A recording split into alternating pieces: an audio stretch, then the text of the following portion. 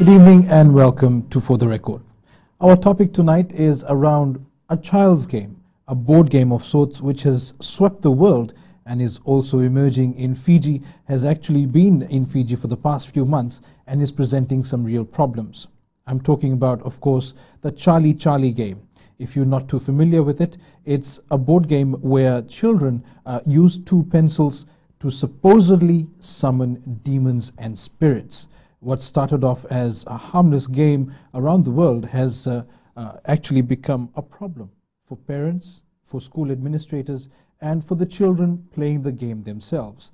There have been reports of children presenting physical injuries after playing this game and supposedly seeing spirits or seeing demons. Now, we have established over the last days and weeks that there is no truth to this. It is in fact all fake. But we are now in a situation where children having played these games are suffering some sort of psychological impact at least. To speak about this game and the effects of it and what problems it may pose, we have in studio with us tonight the Minister for Education, Dr. Mahendra Reddy, and a consultant psychiatrist, Dr. Balram Pandit. Gentlemen, thank you for being here with us tonight. Dr. Reddy, you've had to come on this show because you, as Education Minister, are presented with a problem where children in schools around Fiji are playing this Charlie Charlie game, supposedly trying to summon demons and spirits. And there's now a situation on your hands where you're trying to gauge how many children are playing this game and what sort of problems it's presenting in the schools. What sort of situation do you have on your hands? You said, Edwin, you said students are playing. I'm saying students were playing. First of all, and secondly, what we have noticed is that it is happening at the center and closer to the center, meaning urban area or closer to urban area or between urban and rural, meaning basically meaning how far or how much exposure internet is having on students. So as you reach more rural area, interior or maritime, you'll find it was totally absent, which means it was a massive internet scam to get to students, to access students, the younger generation. So it happened over the last 4 weeks, including this week. So it's a recent thing, and we found out around 2.5 weeks into it. So we're getting right on top of it to ensure that all grounds are covered, and this is basically brought to a zero in schools. But there's more to it. There's a bigger thing behind this. All right, well, we'll try and get to what that bigger thing is. But because we're talking about the effects on children, Dr. Balram, of course, we've been having discussions. You spoke about the changes that can occur in an adolescent who's too deeply involved with this game. What are the risks? Well, there are various risks. See, adolescence phase itself is a phase, you can call it make in progress phase, or adolescents can be described as work in progress. So there are various things happening there. I mean, they are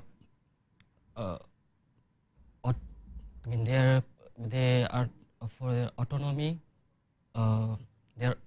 They are looking for their autonomy in making decision. Then, sorry. That's okay. You may continue. Okay. Then, when you say they're looking for their autonomy, are you saying they're trying to find their own identity? Is that what you're referring to? I mean, how does that relate to the game? Okay, no. I mean, this adolescence phase itself is a phase where it's exploratory phase, right? So they explore a lot of things. This relationship, this phase is a phase where interpersonal relationship, especially the relationship with the peer group, deepens, right? And the autonomy in decision making grows. And as they are more curious, so if anything new comes in this phase, they would like to learn about it, they would like to further explore about it. So definitely when this came, this game, Charlie game came this year, and of course this game became a hit in this year, I mean 2015. People say that it started from Mexico, but there are evidences that it started from I mean Spanish countries. I mean there are other countries which speak Spanish. So it started from Spanish countries as well. So this phase is so tender that it can, if this phase is not properly constructed, then a proper personality will not grow. A more integrated personality will not evolve. So there are chances that these people, these children may develop some personality disorder, one thing. Then this can lead to sort of attention-seeking behavior as well. As I was talking yesterday, in attention-seeking behavior, what happens, like if 4 or 5 students have played that game, and some of them have really witnessed the demon, they were in communication, say. That's what they come back and say, that I've seen demons. And out of these 4 students, say 1 or 2 students could not communicate with this, with the demon. Then in order to prove that I was able to communicate later on, what they will, consciously or actually it happens subconsciously later on. That's why we call it attention-seeking behavior, or later on it is also called a sort of conversion disorder. But in this context, attention-seeking behavior would be more appropriate. So somehow they inflict injury, and subconsciously they inflict injury on their own body, and they ultimately they come to hospitals as well. Today I was talking in CWM, and our nursing staffs have reported that few students have reported here as well in CWM. So we're seeing cases, but do we know we are if seeing this few is, cases. do we know if this is directly related to the game? I haven't, since my rotation is in community these days. So the nursing staff told me this morning that 1 or 2 students were playing this game. This kind of cases. I was just talking about this, and nursing staff told me that they have seen this kind of thing. Cases. All right. Well, so these could be reported incidents. Let's call them reported incidents, because we'd rather have it verified with there are facts. few other things, like it can lead to some perceptual problem or thought problem, where you were talking as they were reporting that they were hearing voices, what we call auditory hallucination. Sometimes they see the faces, and then it can lead to some addiction, sort of addictive behavior as well. All right, we'll pause here, Dr. Balram. We have to take a break. Don't go anywhere. We'll have more discussions when we come back from the break.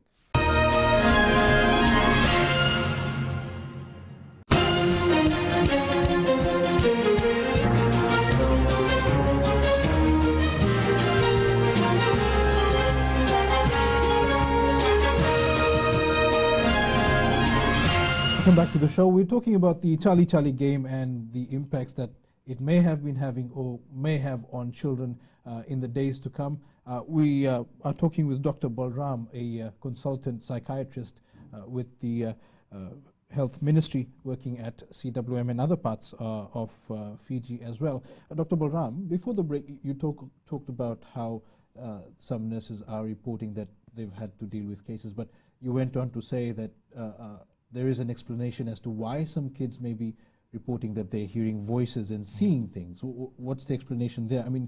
For a layman like me, it's just a board game. It's a game that children play. See, in general, whatever thing is available to us in this world is a sort of mental construction, what the mind shows us. What we see, say, there is a very clear-cut example. The lens we have got in our eye is a convex lens. The image that is formed in our eye on retina is inverted image, but the mind shows us in a proper way, like the image is proper. So this is just one example. By this I want to say that whatever thing is available is a sort of mental construction, and this mental construction is widely influenced by whatever we, our background, the cultural background, the educational background, and the environment in which we are currently in an environment from which we have come. Right? So all these things have got wide influence on us. So now few things are operating at quite at superficial level, what we can call, at conscious level. In terms of, in mental health, we call it conscious level. And then there are things which operates below this level, what we call subconscious level. So there are things about which the child may not be, might not be knowing consciously, but they are acting out those thoughts, those things in their mind. And while acting out those thoughts, and especially about, as far as this game is related, so as I was talking that, when they see this game and then they know that, okay, some of their friends have been in communication with the demon and they have not been able to communicate with the demon. So these kind of thoughts keep on coming repeatedly in their mind. That's one possibility. And other possibility is the images that they see on the internet, right? So these all things keep on repeatedly coming in mind. Even if they try to suppress it actively by their conscious effort, the subconscious state of mind is still functioning, which will make the person do some action. All right. And while doing that action, at times, they do injure themselves. They can injure. If I may pause you there for a moment, Doc. Dr. Reddy, based on the discussions that we've been having, if I may just take you back a few minutes, you said there is more to it. What did you mean by that? I think there's a commercial agenda here. There's a movie called The Gallows, which has Charlie as one character who got into horror crash. I think that kind of created this hype about the Charlie game to attract this younger generation, and then the movie is to be released in July.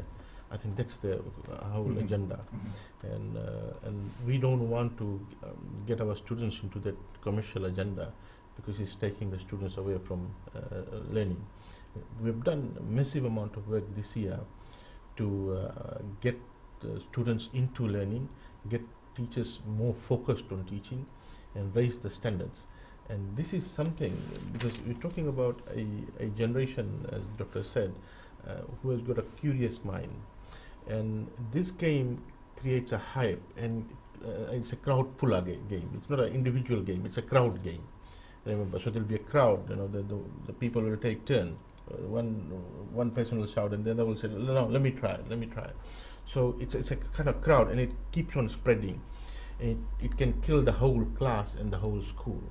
So that's what we need to see, is that these vulnerable young minds, at a stage where emotions are what tend to decide their course of action, it's very delicate for them to be left alone, and we need to monitor them. We need to watch what they're doing in the confines of the compound when they are in our custody. Yeah? You said, rightly so, that the ministry acted as soon as you found out. What sort of situation did you find from reports from various schools? As I said, it was prevalent in both primary and high school, mostly in urban area or peri-urban area, some schools in the rural area, and it's a clear correlation between the exposure of our students to internet, and therefore they were able to get into this particular game, or students who were able to watch or have access internet at home. Again, as I said, it's not widespread, prevalent. I would say maybe 15% of the schools, and we so far the reports that we are getting back is that we coming hard and in terms of talking to students, and both in assembly as well as class teachers talking to students in class. So I think we've got pretty much good control of it. It must be somewhat frustrating, if not disappointing, to have a game, a child's game, come to such a stage that it's possibly interfering with education and a child's mental stability. I'd like a response from both. Yeah, absolutely. I mean, we in the ministry are very much concerned, because we've done so much work to get the students to focus on the core business, which is learning, and now we have got this external factor which is coming and destroying what we have put together since late last year. So we want to immediately kill it, and that's what we are doing, and we are pretty successful in it. And we do hope that no other form of it coming. This is gone. I mean, as far as we are concerned, and we will continuously monitor, continuously talk to students. It's something that, as I've said from day go, termination is not an option. That's not the outcome we are after. Outcome that we are after is to keep the students, educate them, and let them out, not terminating. So that is the last thing, and it's not on the list at all. So we started with counseling, and that doesn't work. Then we are calling the parents over and talking to them together. That's the approach we have taken. All right, and we will take another quick break. Don't go anywhere.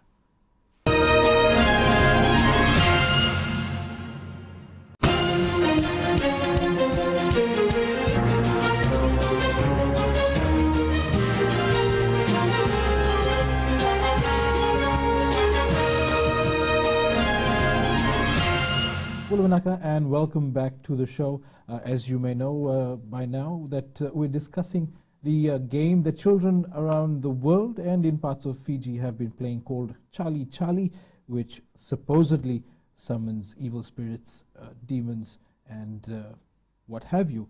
Now, from the discussions we've been having, the mental stability of children, as you said at that stage, Dr. Balram, is fragile. You talked about the risks that exist and what can happen in the future. But the other aspect is that, I mean, it's just a game. Should it really be taken that seriously? Well, there are various kinds of reports, right? In majority of the, say, students, basically these are adolescent, a group of such children coming from that age group. So whether they are a student or they are not coming to school, it matters. So the students who have played this game, few of them have suffered, right? But majority of them have, you can say, like, either they have not suffered, few of them do enjoy, there is no doubt in that. But there are other group in this larger group who do experience milder sort of problems. Problems like, as I was saying, it's a sort of addictive game. So it has got addiction potential, right? So what these students will start doing, they will ignore their core business, as our minister was saying, that they have to focus on core business. So they will start ignoring the core business, their study, and they will start focusing more on this game, Charlie Charlie game, as it has got addictive potential. This is for those who enjoy this game. Then there is other group in this major group. There is other group who will experience some kind of other problem, like hearing some voice that they have not heard. They may get a bit scared in the night when they have to come out alone, whether it's going to say bathroom or in any other room, or out of their own bedroom, where they are not accompanied by any family member.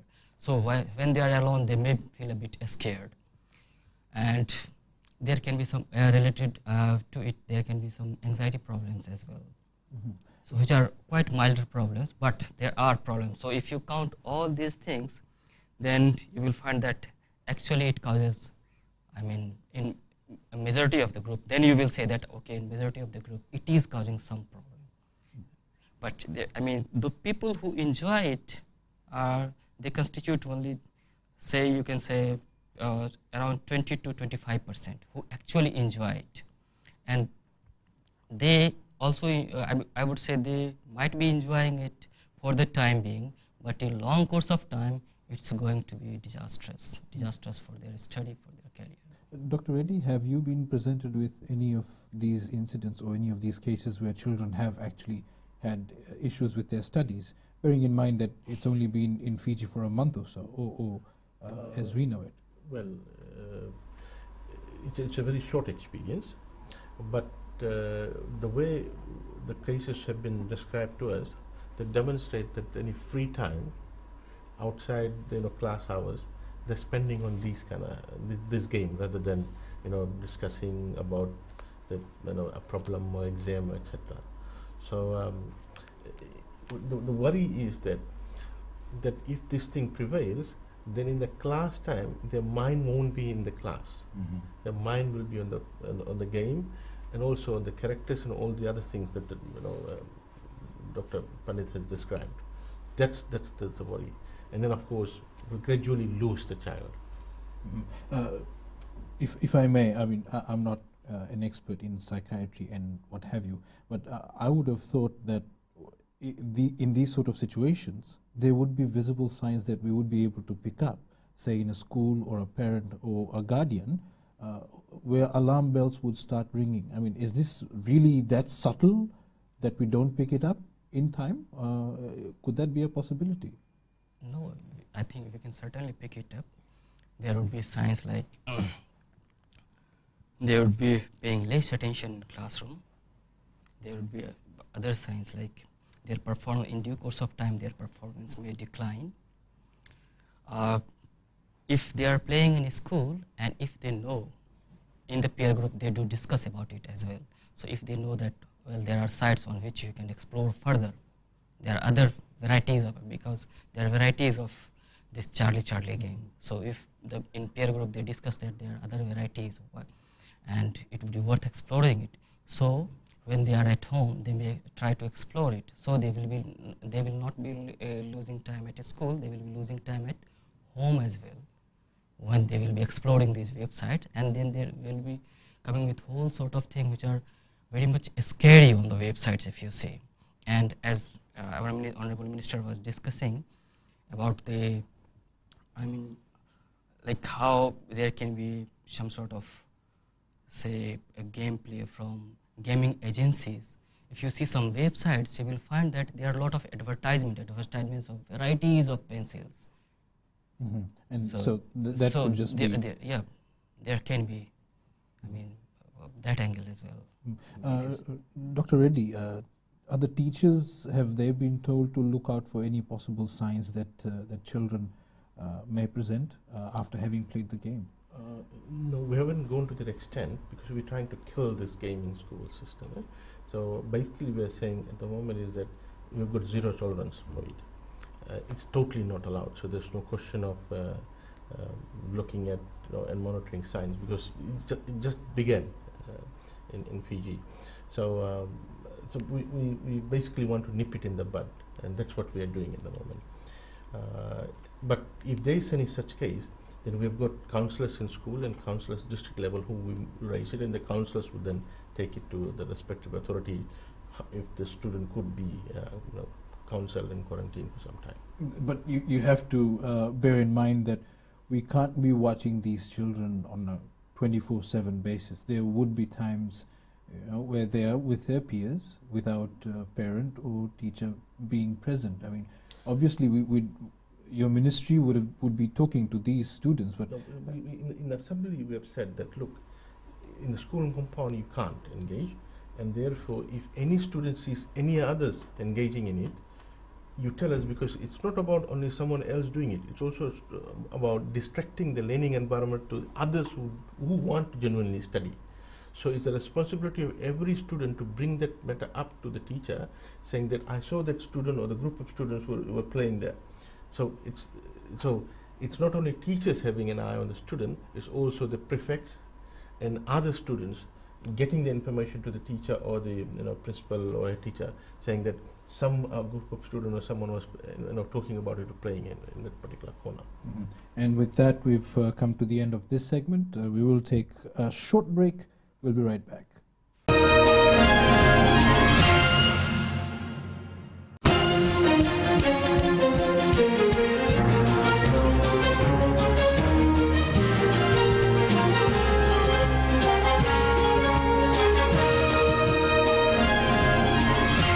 Back to the show. We're speaking with Education Minister Dr. Mahendra Reddy and Consultant Psychiatrist Dr. Balram Pandit about the Charlie game and the negative impact that it may have. Now, as we get into this segment, I should point out that around the world, various websites, various news organizations, and other scientific organizations, in fact, have proven that the Charlie game isn't real.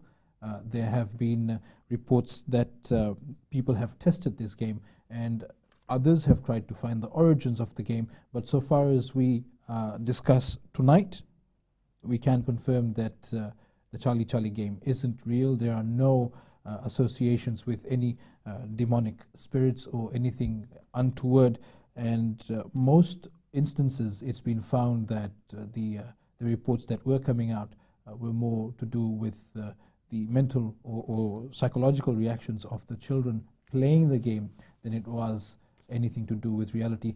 Some internet sites, as we were talking about, started reporting that some of the children who played the game had in fact died under mysterious circumstances. Other websites were reporting that children were presenting mental disorders and they were seeing things and what have you. But there was an investigation done, and it was also established that the news that was being spread about this game was fake. These websites that existed that were reporting all of these weren't genuine news websites. They were just creating a hype. Now, that happened around the world, and you out of curiosity will obviously jump onto the bandwagon and you will want to know. So are we looking at one of the negative impacts of modernization and access to the internet? Dr. Balram and then Minister. See, when you have something, say modern equipment or say modern resources, any resources can be used in a constructive way or in a destructive way. So when you have got these modern resources, especially after computerization, or the students are able to access the computers, they should be using it in a constructive way. And since their age is not that mature, they are, less mature to handle all these kind of, because when you go on internet, there are, a lot of things that will pop up that will, try to attract the students, and they may get carried away by those pop-up things. When they pop up on the website, they click, and then this series starts from there. So the basic thing is, when we have got some resource, it should be used in a constructive way, in a positive direction. All other things coming in the way should be avoided. We need to teach our students, our youngsters, our children, whether, this teaching should start from school or from home. It matters, but it should start, that is most important. It should start from, and it should start from, I would say, from ministry, from home, from school, from,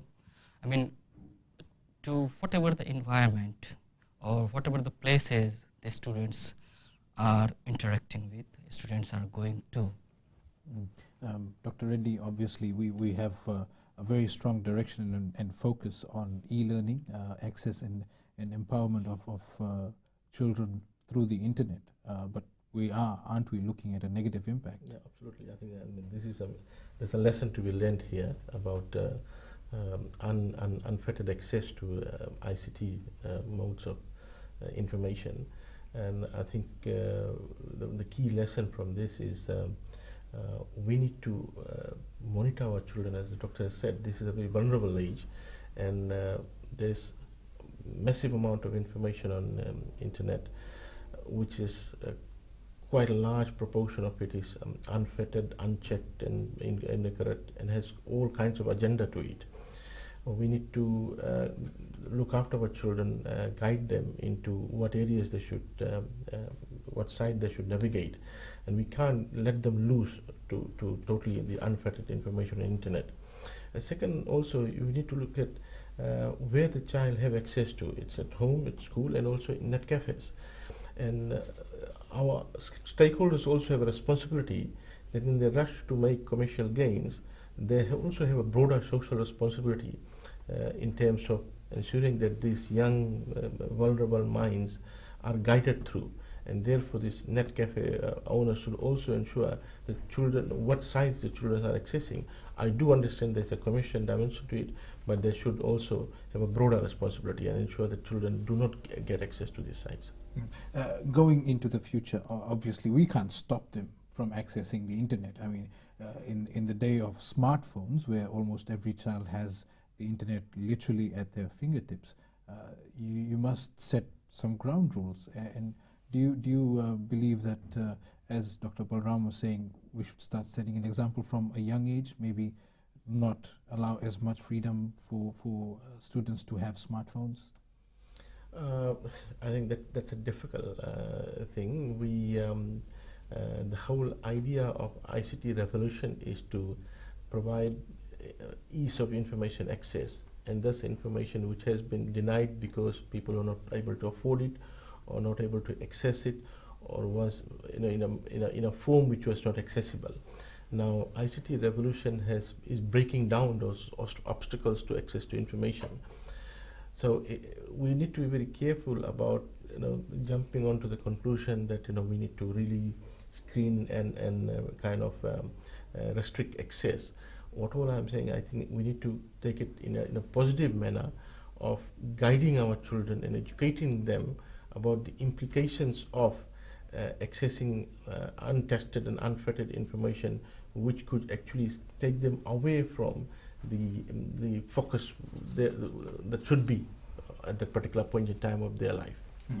Dr. Balram, for children playing the game, of course, we're talking about some of the effects that they present because they are playing the game themselves. But the minister made a very interesting point earlier on about how it doesn't just impact them, but also impacts children around them who may see their friends acting out or see their friends acting in a very strange behavior.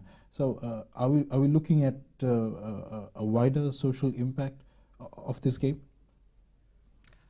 Yeah, I mean, one thing that I often say even to my students, that thought is the most infectious thing. I often say it. So when they discuss among their peer group, even if someone is not knowing, will come to know about it. And as we were discussing, this is a phase when they try to explore things. So once they know it, now they will start exploring it. Right? And this is how it spreads from one school to another school, from one country to another country. And today, the world we are living in today is, I mean, these days, I mean, things are not that far as it used to be earlier. So people have in Fiji, people sitting in Fiji have got friends in US, friends in many countries, Australia and New Zealand. So people here are connected with a lot of other people living in other countries. They're friends in a lot of other countries. So, I mean, if anything starts, just few months back, it started in other countries, European countries, and now we are in problem. So these days, anything starting anywhere spreads very fastly. So, I'm taking it further because you just told about these things happening in your school. So I have told you the wider, I have given you a wider view, like how it can spread in it. Not only, in a school, it can spread from one country to another country, that too at a very fast speed. All right, I'll pause you there, Doctor. We have to take a break. When we come back, the last segment of tonight's show. Don't go anywhere.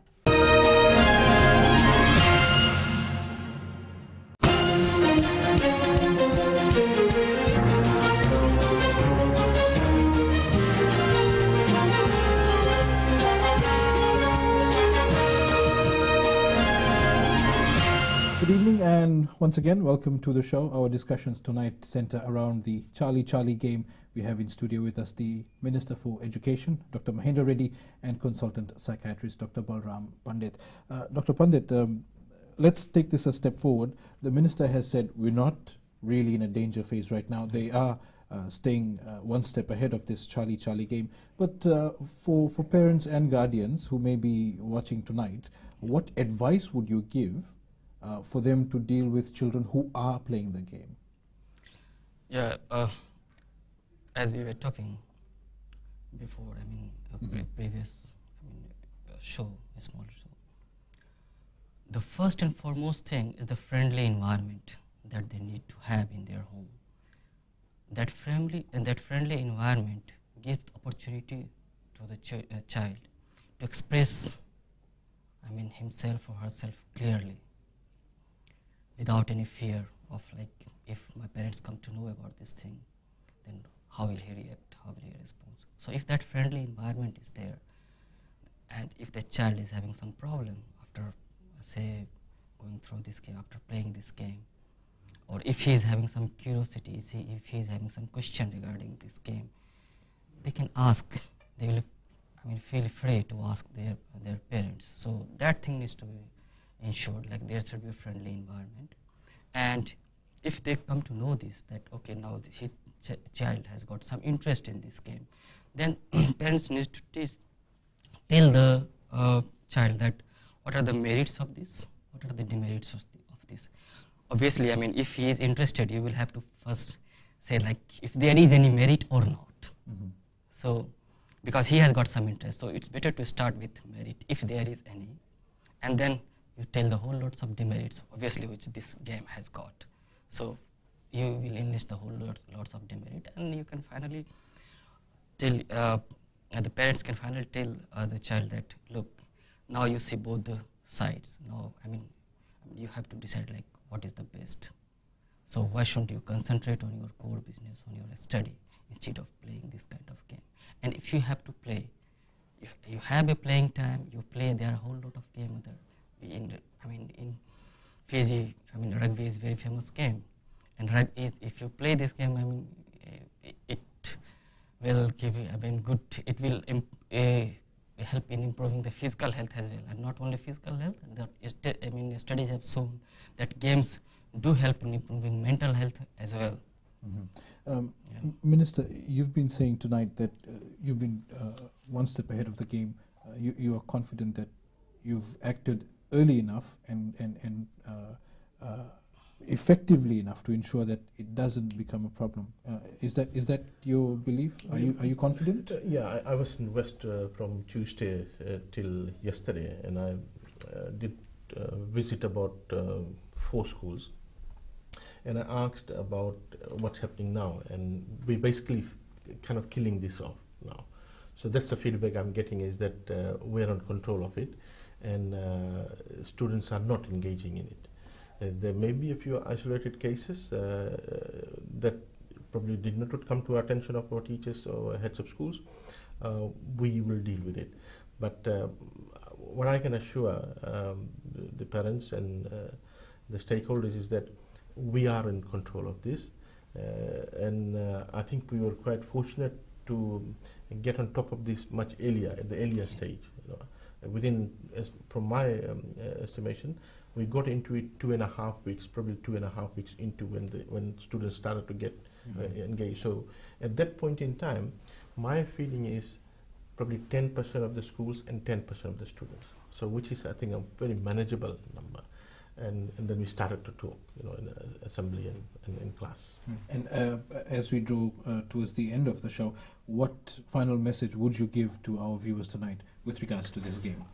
My message is that to parents and the children is that you need to understand that the time in school is for learning, and that's the core business, studying and taking advantage of the school system to acquire that body of knowledge that we intend to provide. And there should not be anything else that they would engage in, or someone should encourage them to engage in, that will take them away from that particular key business or core business. And we also are asking parents to have a closer attention on children and not to leave everything on the school system. They also are in custody of the child after school in the night time, and that time is quite critical in terms of what the child is doing. So we do hope that they will keep a close eye on the children. All right, and finally, Dr. Balram, from a psychiatric and psychological point of view, would you recommend that this game be stopped altogether? Yeah, surely. This game should be stopped, as it's creating a problem not only on mental health, but it will be in due course of time. If this game is allowed to, to be played by the children, this will create a big social problem as well. So this game certainly should be stopped. We have, wide range of games, so children can play. I mean, there are other games as well, so children can play any of those games. All right. Any other games. And with that, gentlemen, thank you very much for taking time out and being on the show. We look forward to future discussions on other matters as well. And that was the show for tonight. Remember, if you have any comments or questions, you can email fortherecord@fbc.com.fj. We'll be back again next Sunday. Until then, from me, good night.